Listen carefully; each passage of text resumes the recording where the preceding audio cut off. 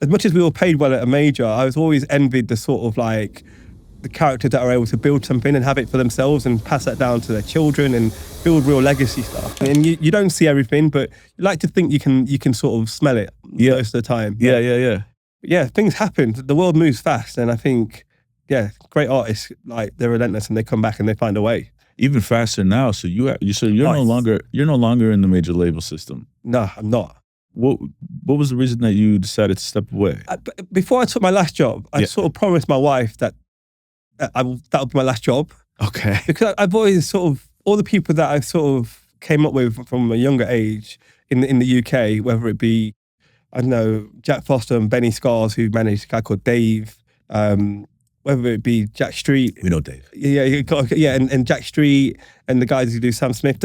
All these guys have managed to build businesses themselves. And as much as we were paid well at a major, I was always envied the sort of like the characters that are able to build something and have it for themselves and pass that down to their children and build real legacy stuff. And I figured, like, if I don't get out soon and use what I've learned while I'm sort of young, I'm going to get to a point where getting out is going to be really, really tricky. Mm-hmm. And you end up working for your job rather than sort of deliver your artists. If that makes sense. Yeah. If you stay within these companies sometimes. Yeah. And it was just a scary place for me. And obviously with everything changing and me sort of knowing, and it boils back to the IPO thing, knowing that you're not, at any point, a few moves could be made and you could be sort of removed quite easily for no fault of your own. That's always in the back of your mind. Yeah, it's all, I think in the back of everyone's mind. Because the contracts are so short too. Contracts are short. I mean, when you get to presidential level, you get like 5-year deals.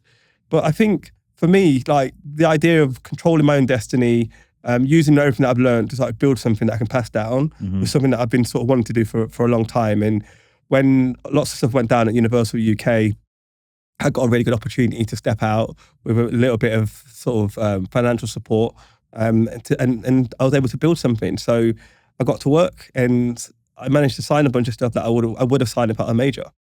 So this is with your new organization. In my new label that I started, I was able to sort of things that I would have sort of signed to them. I've managed to do to myself. Yeah, which is amazing. And we're going home. I brought my family in. My family are involved in the project. My wife is a COO and sort of also does creative. I've got my niece helping out in marketing, and I've got a young A&R guy who works for me. He's not family, but he's brilliant. He's becoming that. And we're building stuff. We've got a podcast that we started, which is called The Hot Seat, which is coming out pretty soon.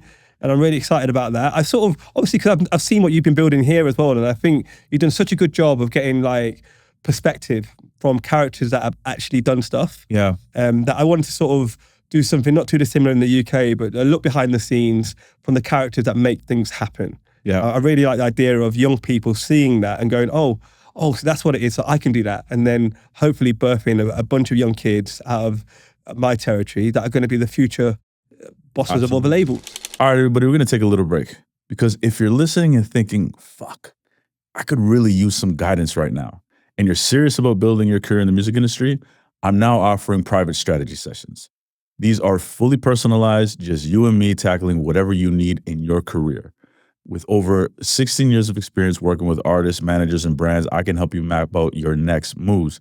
Now, whether that's structuring your team, scaling your brand, navigating the industry, even figuring out what steps to take, whether to go to a distributor or to a record label and figuring out what are the best deal points, I can help you with your career with where you're at. You can now book a one-on-one with me through my Calendly, and you can find the link in the description. Now let's get back to the pod. Yeah, absolutely. And that will encourage creativity, that will encourage artistry and sort of everything that we sort of love about the business. Yeah, I love that you brought that up.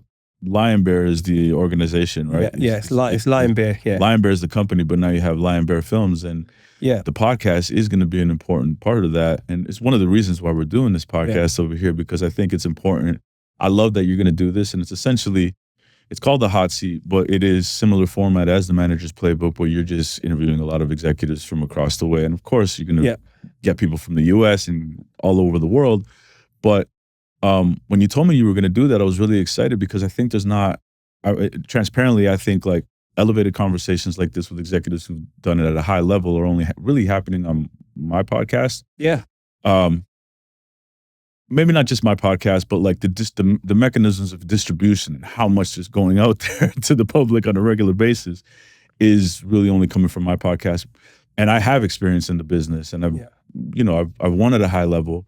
And so to hear that you're going to do it, I was like, yeah, this is amazing. You inspired me to do it because I feel. Thank you, man. I watched this a bunch of times, and I learned something every time, every episode, and because it's from people who have been in it, that are really done the hand-to-hand combat of breaking something, which I think is such an amazing thing. And overlooked. And I think in a world of internet and sort of data and everything else, experience isn't always factored into to many things online. And I think what you've done, you've highlighted experience, which I think is the most credible form of learning. Totally. And people are incredibly hungry for this information. Yeah. People they value it in a major way. So when an executive like yourself, who has done transparently way more than I've done in the business, is actually going to do this and have these conversations at a high level, it's great for everybody. It's great for the community. So I'm really excited for you to put this podcast out, and that your first episode is coming out. Your first episode comes out the same time as this episode, right? So for those at home, make sure that if you're going to watch this and you're going to watch Rich Castillo, you're making sure the next thing that you watch is his podcast called The Hot Seat. Who's the first guest? It's Trenton Harris Lewis. So talk to me about Trenton and why Trenton. Trenton's like his OG character from the UK who basically managed Gigs, who's a legendary rapper in the UK. He managed Goldie as well. Goldie is like the first sort of superstar, like, we have a genre called Jungle in the UK, which is sort of predates Garage. By the way, one of my favorite records with Drake is with Gigs. The Gig stuff's been incredible. He smashed it. He'd been in the business for about 30 years, and he used to work with Leo Cohen. When Leo Cohen, I didn't know that. Yeah, so basically, when Leo Cohen set up a management company in the UK, just as Def Jam was blowing up, Leo Cohen and Russell Simmons, called Rush Management. Yeah. Trenton used to run Rush Management for the UK. So whenever there was a time period where a lot of the rappers on Def Jam, because of all the sort of violence that was happening at shows, at rap shows in the US, they were unable to tour in the US. So what they do is they'd have a hit and then they'd send them into Europe to tour and do the gigs, because they couldn't get the police were shutting down all the gigs in New York and across the States for rap music. So the Europeans were a lot more open-minded about that. So they set up Rush Management in the UK, and had the sort of De La Soul, all the sort of old school rap groups that were touring Europe had a management arm in the UK, and Trenton was a person who headed up that department. This is where I break the fourth wall. This is where I got to talk to you guys here for a second, because this is information that you're going to get from Rich on his podcast. These are stories. These are deep stories that only somebody like yourself will have. So, I mean, if you find value in the conversations that I'm having on the podcast, they're going to find a plethora of that with you. Yeah, there's definitely a lot. I've managed to unearth some real characters that see some real shit. Yeah. Like some real shit. So yeah. Well, we talked about the audience, right? It's the young and up and coming, aspiring to be able to have that information. But what you're going to find quickly is that a lot of people in the business are actually going to pay attention as well, who've been in it for a long time, like yourself. Like, I never anticipated or expected that somebody like yourself would care to watch it. In my mind, everybody who's an executive in the business working at a high level, they already got all the information. So what do they need this? Yeah, no one's got all. No, I don't think anybody has all the information. I think, and also people's lenses. Seeing information through a different lens is a whole different experience, which is why I think when you've got a diversity of guests on your panel, seeing it from their perspective sort of helps you understand the reasonings behind the decisions they made. Yeah. Because from the outside, you can go, what the fuck? Why did he sign that person? What's the point of that? And like, why are they falling out? But if you hear it from that person's side of it, like, it's really fascinating, and I think you learn way more from perspective. And the cheat code in all this is that you're going to be the person that learns the most. 100%. It's just as you are now. Yeah, exactly. Because I get to ask the questions, right? And there's this curiosity that I have about how did they do this? What did they do to make that work from their perspective and their lens? Who's a dream guest that you'd want to have on there if you had one? Notwithstanding the four that you already... No, but my actual dream guest, and it will never happen, and I'll probably get shot down for saying this, I would love Lucy and Grange. I want Lucy and Grange on the podcast as well. That would be my dream. I would love, I'd be so fascinated. I've met him a bunch of times, and same. He's so clinical. He's so like... I've never... he's like...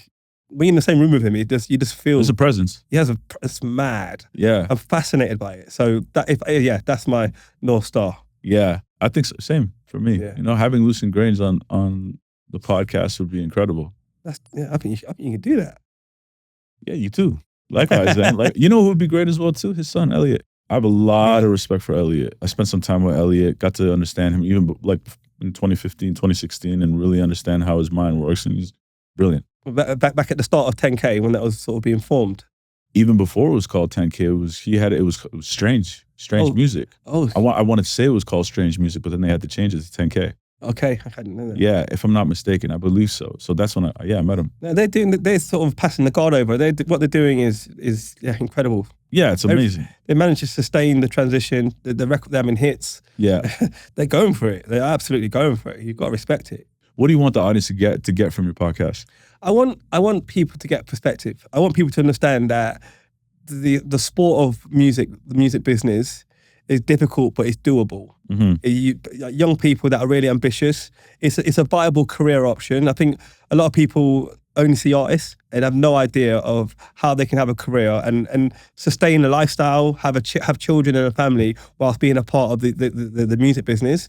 And I want to sort of really encourage the next generation of like creatives and label people that care about art, that care about development of artistry, to engage in it, knowing it's a viable business. You can have a career. You absolutely you can actually have a. I've got 3 children. I've got a house. I've been in the business all my working life, and I think there's a bunch of like incredible people that are going to come up in the next 5 years that are going to really change the game. And I want them to watch these, learn all the lessons on our time rather than making the mistakes on their own. And what's great about what you're doing as well is that you have an active label, right? Yeah. So the young A&R ambitious manager or artist, they're going to be seeing you, and you're going to be one of the people in the forefront, because now you have a platform and you're going to be able to distribute it. They're going to see you and see what you do with your success with your label, and now you're able to marry the both. Work with people. I'm going to give people opportunities. We're able to collaborate. We're able to put records out, and I want people to learn through what we're doing. I just think in the world where we have visibility on things, I think let's try and learn through osmosis. Let's try and sort of pull close to people that are actually doing it and work with them and collaborate.